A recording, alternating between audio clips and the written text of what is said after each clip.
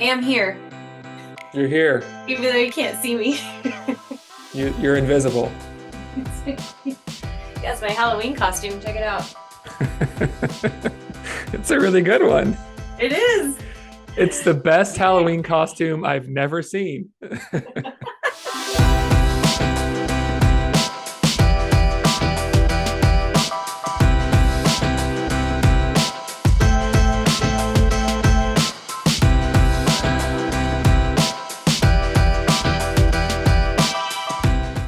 Hello, and welcome to Middleish, the podcast about moderation in all things. I am Erin Green. And I am Michael Gray. Good morning. Good morning. How are you? Your shoulders are dancing. They must be happy. Yeah, you know what's happening is because I like do the editing, and stuff. And so I'm always putting the music in here. And so I was hearing the music in my head and I was like, oh, wait, that's not actually playing. Yeah. Just grooving. Like, just bum, grooving bum, to music. bum, bum, bum. Yeah. It's a happy, upbeat tone. I think. I like it. And I will give you credit for that because I believe you kind of made that final decision. We had narrowed it down to several little jingles and you were like, I really like this one. And I was like, okay, sweet. I don't have to like grapple with this anymore. That's a good one. Let's do it. Yeah, it sets a good tone, like I think, for the podcast. Yeah, it's upbeat, but not silly, It's got some good. We're I didn't silly plan this at all. enough. We're silly enough, need, guys. yeah. Okay. We don't If need we the had, music to do it for us. Carnival music, this would be off the rails. Yeah. But it's got some nice editing spots too, which I didn't plan on, which worked out well for me because I don't really know much about editing. So because you do. It's helpful. But you do a great job. Everybody, can we get a round of applause for the good job that Michael does with the editing? Because I've had to edit, I think, a grand total of one podcast, and it was really hard. But I also edited the entire interview, and so it was like picking pieces out, and it was a big project. Thankfully, I didn't have anything else going on, and I think it was winter, so I couldn't even ride my bike. So it worked out. But yeah, good job, Michael. Well, I appreciate that, but also I do very little. I mean, I don't know. We may have said this before, but we literally whatever happens, unless it's a big break, I have to go to the bathroom or something, there's a big pause, we'll cut that out.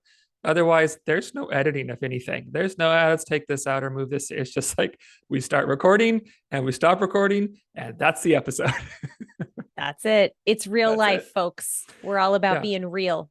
So all I'm really doing is putting music on either end and a little logo. It's pretty simple, but thank you anyway. I will take it. You're welcome. You're welcome. You still do it. You get it done. I still do it. That's true. Get it posted. Get it done. Get her done. So thank you everybody for continuing to listen to us. Mm-hmm. I always enjoy hearing people that say they listen to the podcast, and I had no idea that these people have listened to the podcast, and a lot of people are discovering us now, and we're almost at episode 100. And so they're going back through 3 years of almost of podcasts and listening to these different topics, and it's actually really fun to refer people back to different episodes and be like, hey, give this one a listen. This is really I think this will be helpful based on our conversation. So thank you, listeners, for doing that and for passing us along to your friends and for passing us around. Sharing us on social media. Wink wink. Nudge, nudge. Thank you for rating us on wink, whatever wink. podcast. Yeah, wink, wink. We appreciate you. Thank you for supporting us. Oh, we have a new supporter. I want to give a shout out. Mm-hmm. I want to give a shout out to Ellie Kennedy. She is a new supporter of Middleish. Thank you so much, Ellie, for being a monthly supporter.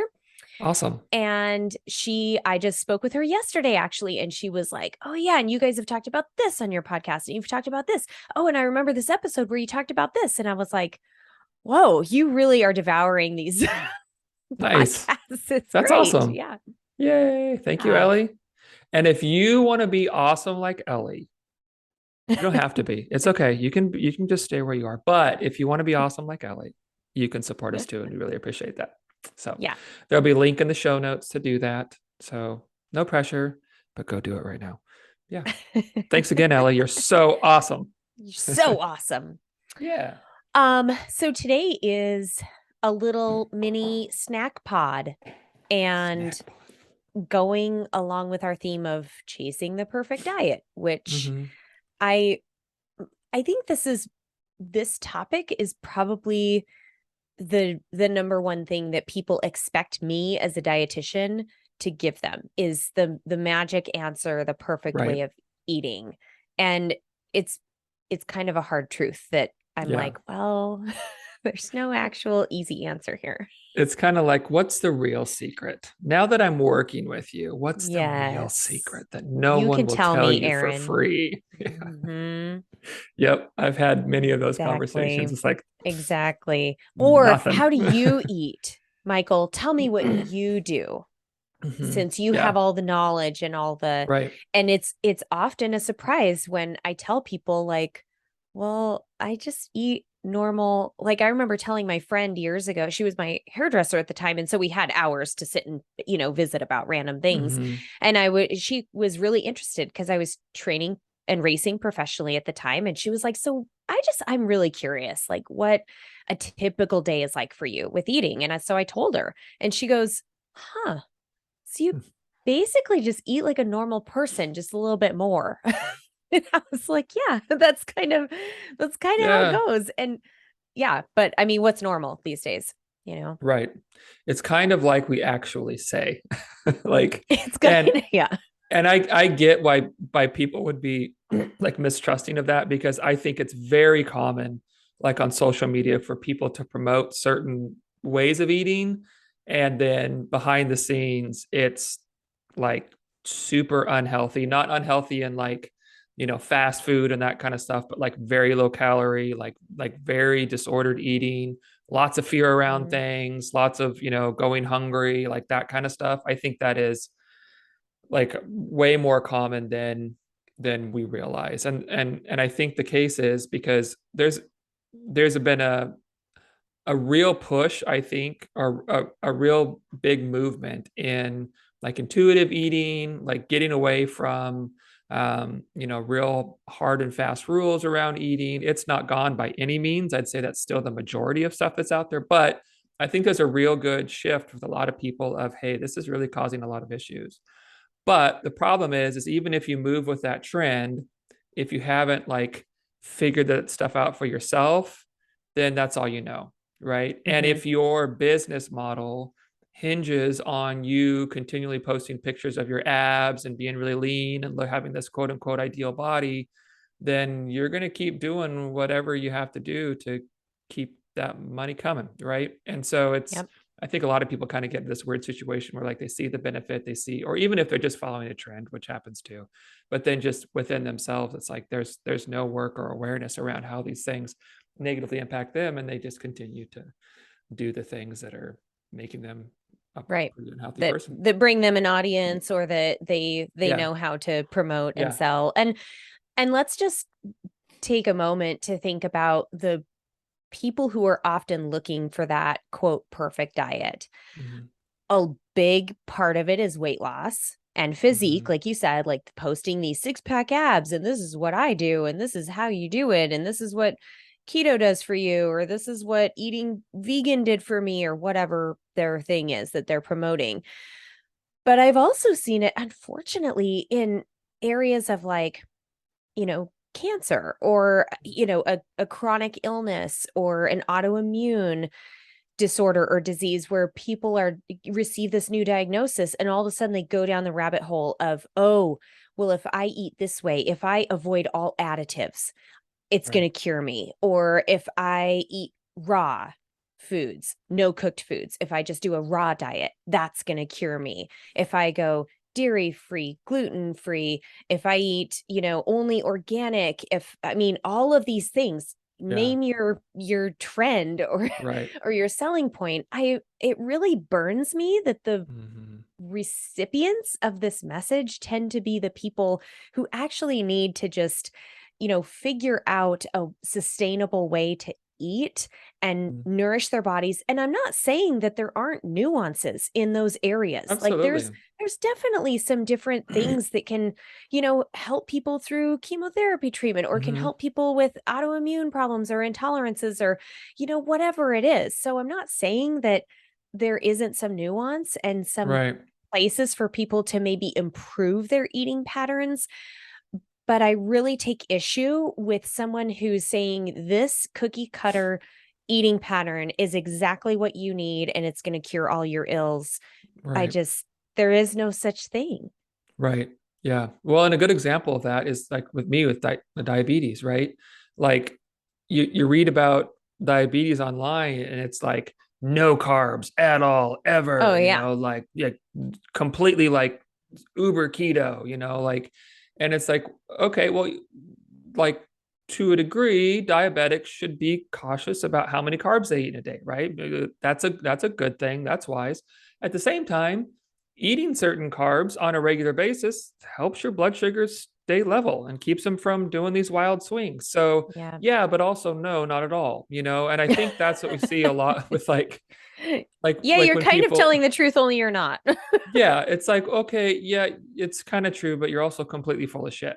And I think we see that a lot, especially with people trying to like manage things, is it just goes to like the complete extreme with any kind of benefit of, like, I don't know, I can't think of another example, but just like using this example, it's like, yeah, pulling back your carbs might be a good idea if you're a diabetic, at least to a degree.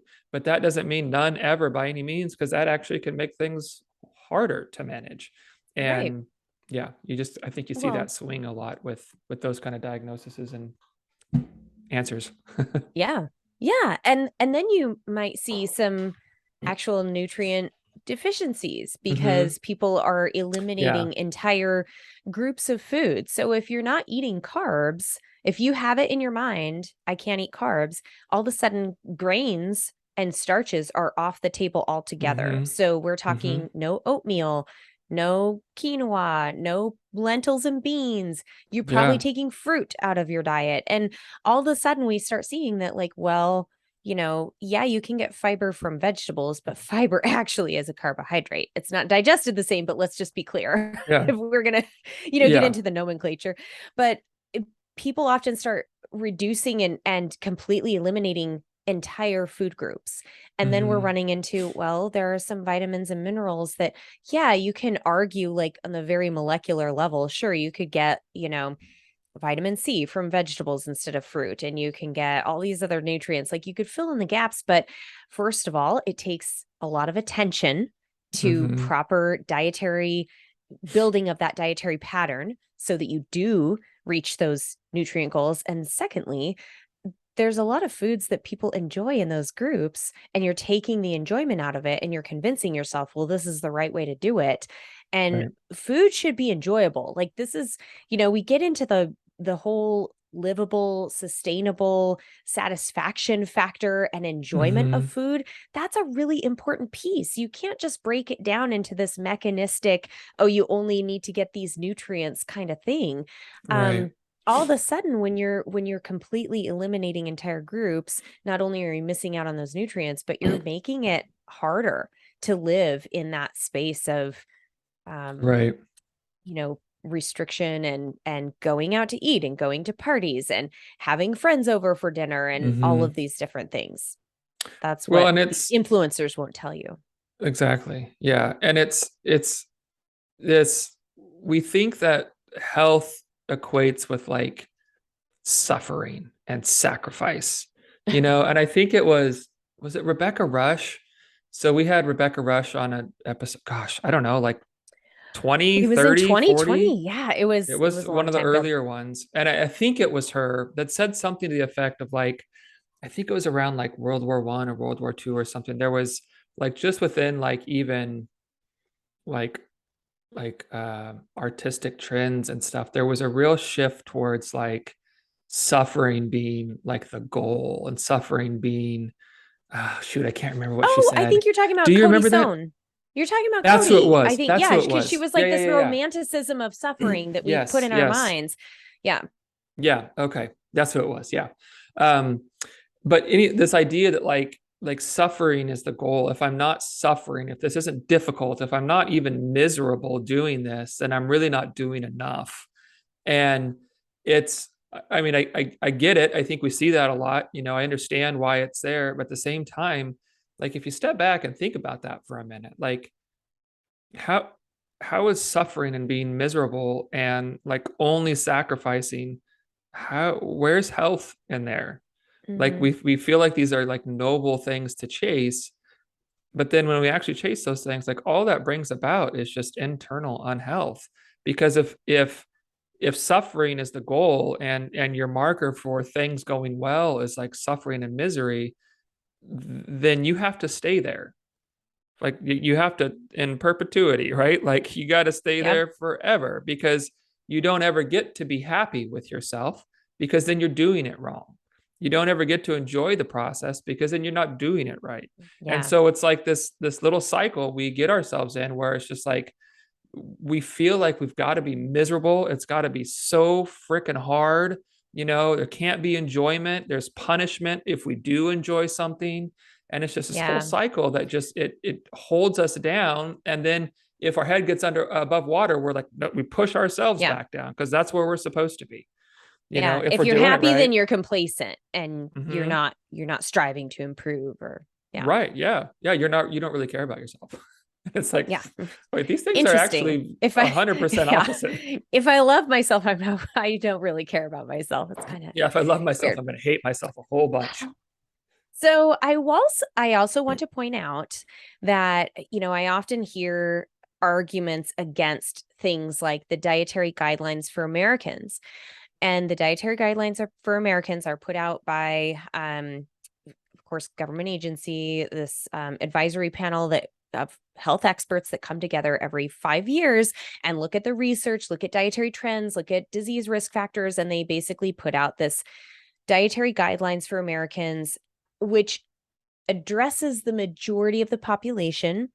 It does emphasize that if you're in different age groups, if you're in different health status, or disease states, if you are pregnant or breastfeeding, if you're a child, if you're an adult, whatever, there's differences depending on where you fall. But in general, there is like some very general and basic guidelines.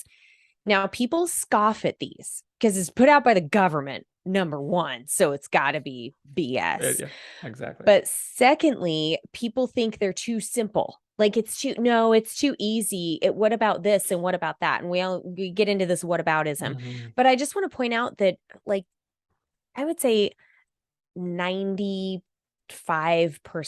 of healthy eating can be achieved by just sticking to the basics of the dietary guidelines for Americans. So, I just pulled up the guide. You can go to dietaryguidelines.gov and pull up the overview, basically the consumer guide.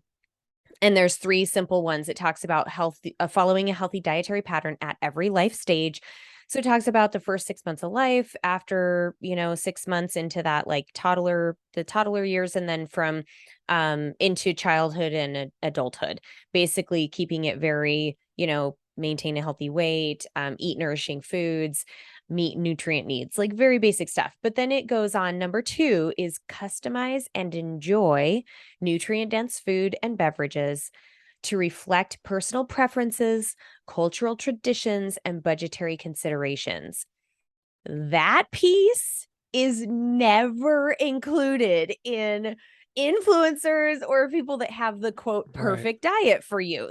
They never talk about like, oh, let's make sure that you customize it and enjoy it so that if you're Hispanic, you can still enjoy rice and tortillas. Or, if you grew up, abroad, you can still like make all of these foods from scratch and get the right ingredients here in the US, and it's not all prepackaged. Like, anyway, that piece, I'm just like, that's the key that they don't tell you. Well, yeah. And I think really, I just think a lot of coaches are really lazy, to be honest. Yeah. It's just about like, you see so much cookie cutter stuff, and I think it's definitely work. Erin and I can both attest, like when you're individualizing things to the individual, sure, it's more work. Absolutely. Right. Like you can't just go like, here's a meal plan, follow that. Here's just your exercises that I give everybody, follow that. It's like you really have to customize it to preferences, to traditions, to cultural, norms and budgetary constraints, all that kind of stuff. But I think what a lot of people want to do is just have a thing that they can just repeatedly sell that specific thing, right? And whether that's an approach or a meal plan or exercise program, whatever, and without having to customize it or change it or any way, because then you can do like higher volume with lower work, right? And I'm all about systems and simplifying stuff, but you get into an unwillingness to like meet the individual, and I think you really quickly are doing a disservice to the individual. You're no longer honoring their autonomy and their individuality. You're reinforcing this lie, this idea that we have to fit ourselves into very specific nutritional guidelines versus we should build nutritional guidelines around us, and so we kind of have it's like square pegs round hole kind of thing, where we just it doesn't work out, and so people are having to spend more money than they have, or spend more time doing things than they have, or not eat, in traditional ways that they enjoy and that honors their heritage, and all these things that they now have to sacrifice again, right? Sacrifice and suffer for it.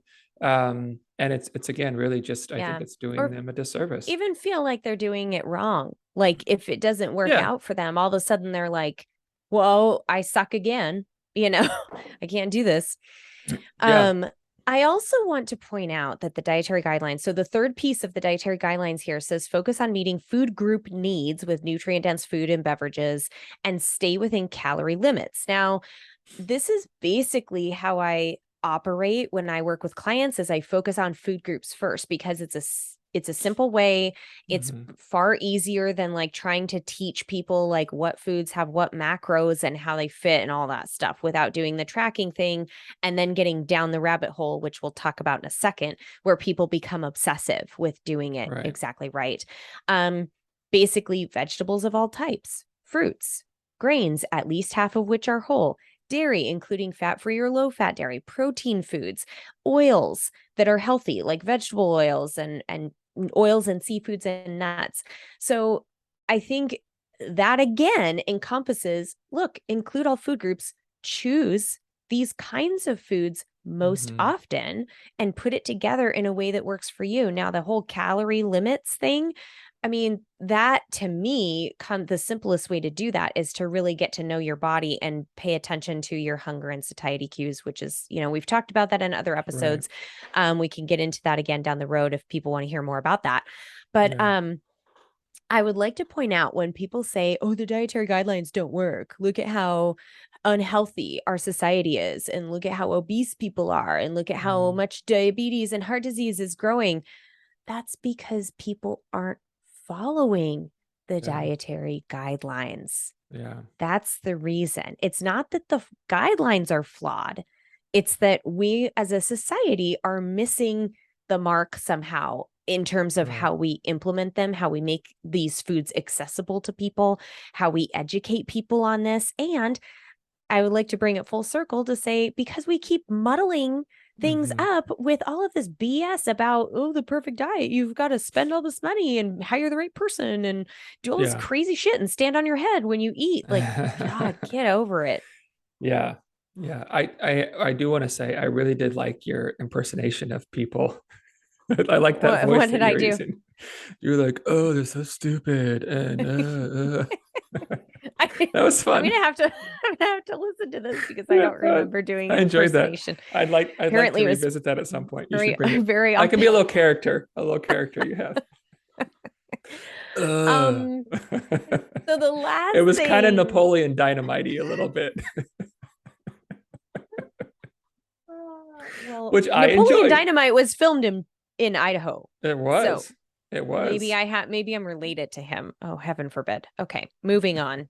You never know.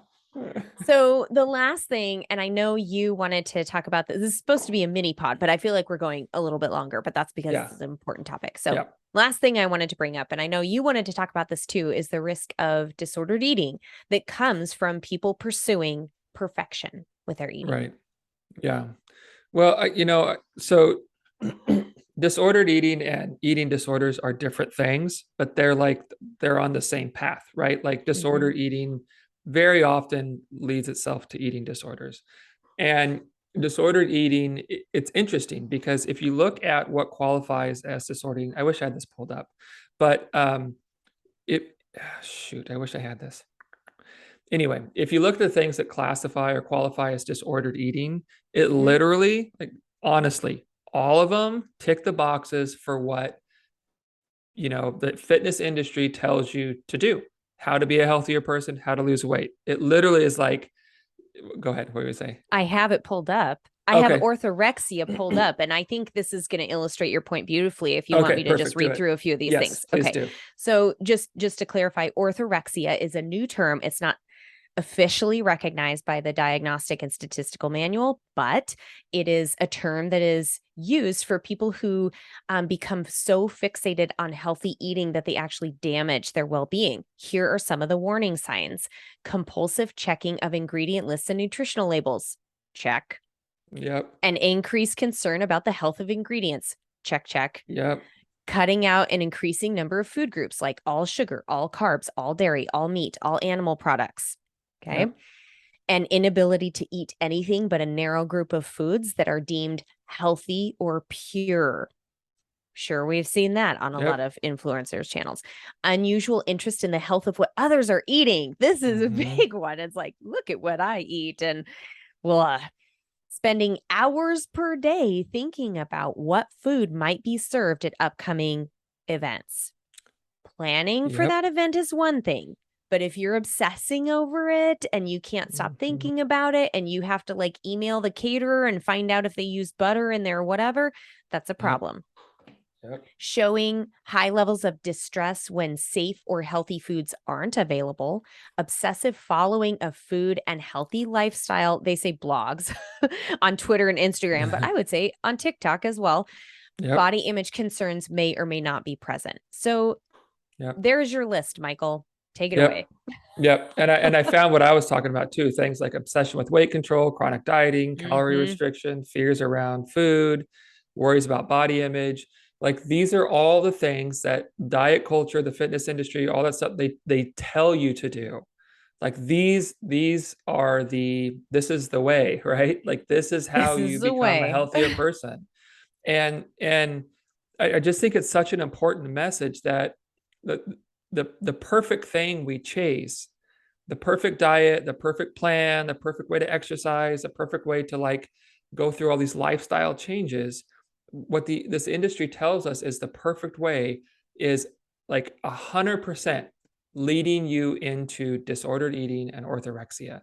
It's leading you into places that are so wildly unhealthy, not just physically, but mentally, emotionally, spiritually, socially, relationally, all the ways, because it demands that your entire life become about this thing, right? I mean, you can't go to social events, right? You have to you have to literally change your entire life to meet these standards.